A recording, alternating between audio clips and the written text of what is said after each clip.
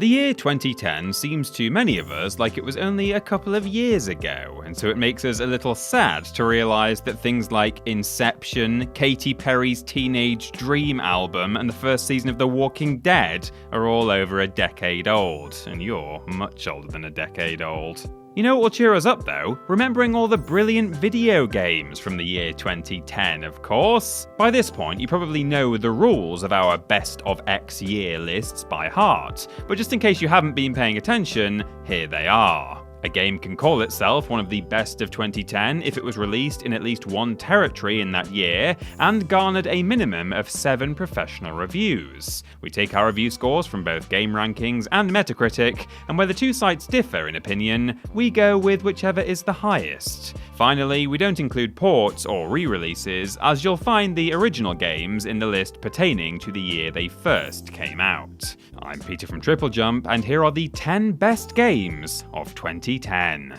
Number 10. Bayonetta, Xbox 360, 90%. Although we are all in peak physical shape here at Team TripleJump, several of us are optically challenged, meaning we're forced to wear glasses or jab contact lenses into our eyeballs on the daily. Most video game characters don't suffer from such ocular restrictions though, and so it was refreshing to see a protagonist like Bayonetta proudly sporting spectacles whilst kicking bottom and taking names. Bayonetta was originally released in Japan in 2009, but didn't make its way to Western shores until January 2010.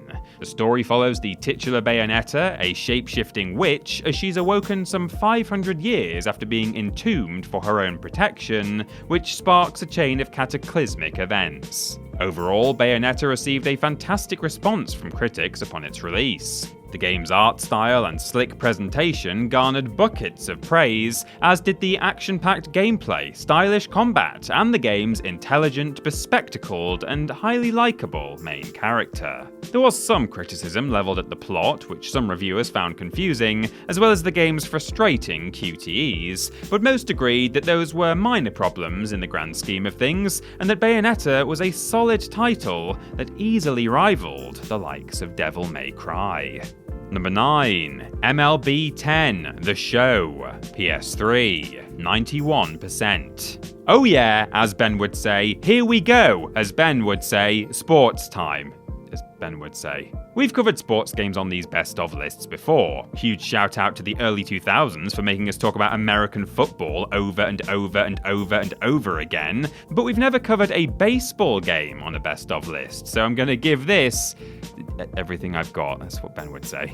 Like its predecessors, MLB 10 The Show was a title that simulated what it was like to play baseball, only without the worry of losing a tooth or getting all your nice clothes all muddy. Aside from a standard mode that allowed players to take up the bat, MLB also came with several other gameplay offerings. These included franchise mode, online multiplayer, and something called Road to the Show, which saw players creating a character and having them work their way up to the major leagues. Although MLB 10 wasn't all that much different from MLB 9, critics were still mightily impressed by it. The reason for its high review scores was the fact that it was a straightforward baseball sim done really well. The controls were tight, the look and feel were spot on, and the gameplay was deep and engaging. You might say that the devs smashed this one out the park. And I'll just pause for some applause there. Thank you very much. Number 8. Halo Reach, Xbox 360, 91.79%. This isn't the first time we've seen a Halo game on one of our best of lists. In fact, of the first 5 main titles in the Halo series, 4 have been one of the best games of their year of release. We're not sure what performance-enhancing supplements they were all on at Bungie in the 2000s, but whatever it was clearly working.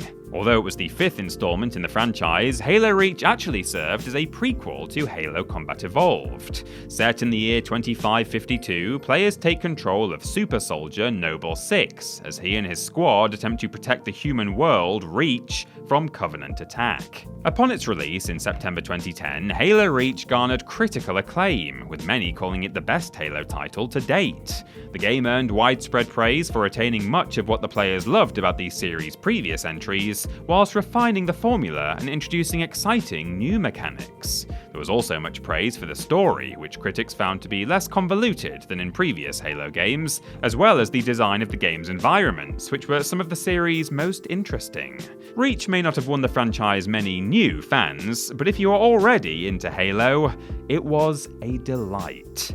Number 7. God of War 3, PS3, 92.07%. We're sticking with the Returning Champions theme for a moment as we turn our attention to God of War 3, the third major outing for big angry bloke Kratos. God of War 3, like its predecessors, was set in ancient Greece and was loosely based on Greek mythology.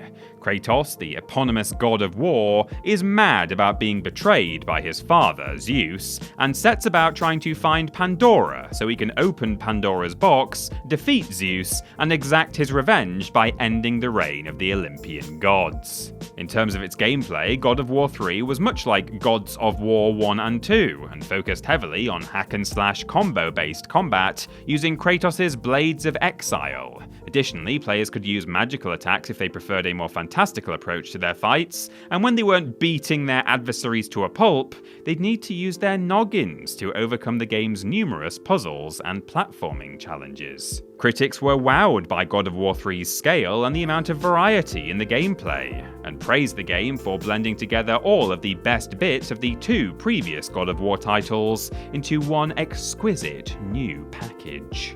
Number 6. Rock Band 3, Xbox 360, 93%. You might have thought that by 2010, gamers would have had enough of wielding plastic instruments and pretending to be rock stars, but you would be wrong. Not only was Rock Band 3 wildly popular, but it was also, from a critical standpoint at least, the best Rock Band title ever made. As with the Rock Bands that came before it, the idea of Rock Band 3 was to get together with a couple of mates and use the provided peripherals to simulate playing guitar, bass, and drums, or singing in a world-famous rock group. Naturally, the soundtrack was updated for the series' third outing, and featured tracks by everyone from Amy Winehouse to Yes. Rock Band 3 also introduced vocal harmonies, which allowed up to 3 players to sing different parts of certain songs, and the Pro mode, which gave players the opportunity to use real instruments. Rock Band 3 took all of the best parts of its predecessors, refined them, added its own twist, and bundled it all together into one hugely enjoyable experience. Critics praised the varied song library, which covered all manner of genres, the updated peripherals, and the Pro mode, and although they were initially dubious about the cost of the Pro guitars, they ultimately concluded that they were worth it. Number 5. StarCraft 2 Wings of Liberty, PC, 93%. StarCraft 2 Wings of Liberty is the third Blizzard release in a row to make it onto one of these best-of lists, with both Warcraft 3 Reign of Chaos and World of Warcraft charting amongst the greatest of 2002 and 2004 respectively. And it's beginning to seem like the developer can do no wrong. You know, aside from all of those things they definitely did very wrong since then. Ugh. Released in July 2010, StarCraft 2 Wings of Liberty is a title of the real-time strategy persuasion, and despite being released over a decade ago, it still has a dedicated fanbase to this very day. It's set 4 years after the events of the StarCraft expansion, Brood War, and focuses on protagonist Jim Raynor as he leads insurgents against the autocratic Terran Dominion. Critics were floored by StarCraft 2, praising it for everything from its story, which was much deeper and better structured than that of StarCraft 1, to its RTS gameplay. There was also a great deal of love for the challenging but fun online multiplayer, as well as the slick presentation. In fact, just about the only criticism that anyone could find to level at StarCraft 2 was for its lack of LAN multiplayer. But when the game was doing so many other things right, it really didn't matter in the grand scheme of things. Number 4. Pac-Man Championship Edition DX, Xbox 360, 93%.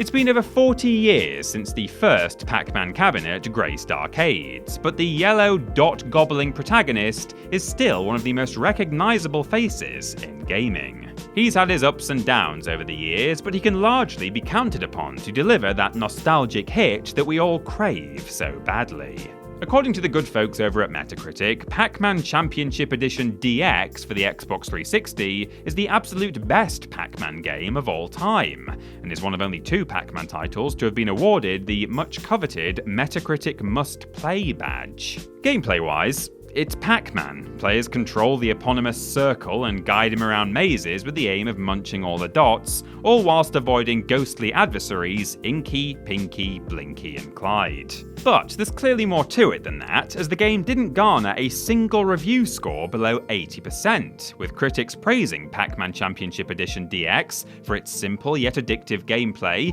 inspired level design, and its careful balance of traditional Pac-Man elements and exciting innovation. It was a title that could be jumped in and out of at a moment's notice, but was so masterfully crafted that players would find themselves playing for hours on end as they desperately attempted to top that scoreboard. Number 3. Red Dead Redemption, PS3, 95%. Another year, another Rockstar game on a best of list. This time though, it isn't a Grand Theft Auto title, but instead Red Dead Redemption, a game where players got to live out their wildest dreams of living in the Old West. In terms of plot, Red Dead Redemption tells the story of John Marston, a former outlaw whose wife and son are held hostage by the US government, who will only release them if Marston is able to track down 3 members of his old gang and bring them to justice. Red Dead Redemption was described by many outlets as a must-play title, thanks to its gorgeous cinematic graphics, deep gameplay, engaging story, and flawed but likeable protagonist. The game garnered over 24 perfect scores from a wide variety of publications, and won more awards than you could shake a horse at. Or maybe some kind of stick, I don't know. Including Game of the Year at both the Spike Video Game Awards and the Game Developers' Choice Awards. Not too shabby for a little old cowboy game. Number 2. Mass Effect 2, Xbox 360, 96%.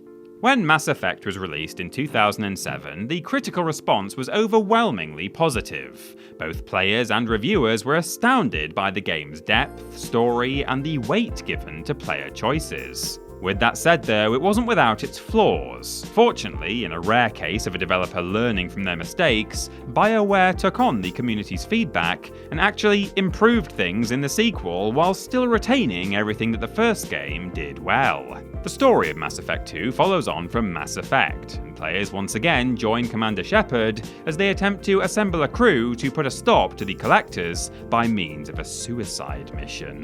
Anyone who'd played Mass Effect 1 could import their save data into Mass Effect 2, which not only carried over their player character, but also the decisions they'd made in the first game, which then impacted how the story of Mass Effect 2 unfolded. Upon its release, critics praised Mass Effect 2 for virtually everything it did, but in particular, the game's diverse cast of characters, interactive story, accomplished voice acting, and stunning visuals were called out as highlights. Players were also pleased that several elements of the gameplay had been improved, and how the developer had managed to blend the RPG and shooter genres to create a truly spectacular sci-fi epic. And number 1, Super Mario Galaxy 2, Wii, 97.35%. If you cast your mind back to our best of 2007 list, you might remember that Super Mario Galaxy walked away with that year's star prize. Just 3 years later, Nintendo released a sequel, and it was every bit as good. Alright, fine, Super Mario Galaxy 2 was technically 0.29% less good than Super Mario Galaxy 1, but who's counting, apart from the writer of our scripts? Like Super Mario Galaxy 2 sees Mario heading into space to take on Bowser. The dastardly Koopa King has kidnapped Princess Peach yet again and taken control of the universe using Power Stars and Grand Stars. In order to rescue the princess and put an end to Bowser's schemes, players needed to travel across the universe and collect enough Power Stars to access its center. Both critics and players were blown away by Super Mario Galaxy 2, praising its stellar level design, colourful graphics, and pleasing soundtrack. Not only was the game a critical success, but it also went on to receive Game of the Year awards from over half a dozen publications, and sold more than 7 million copies worldwide. So congratulations Nintendo for creating the very best game of 2010. I'm sure this won't be the last time we see your work at the top of one of these lists.